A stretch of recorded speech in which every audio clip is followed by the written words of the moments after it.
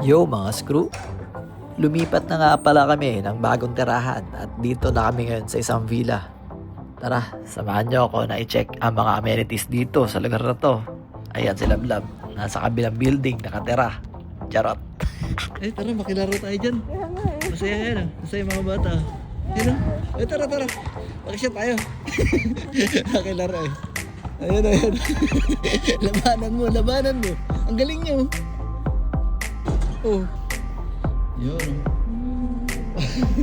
Tara, check na natin sa swimming pool. Oh. Ang ganda. Siyempre, winter na kasi eh. Love, dito lang ako pwede. Pambata. Paano tayo tanghali? Para medyo Let's go. Talo na. Huwag malamig eh.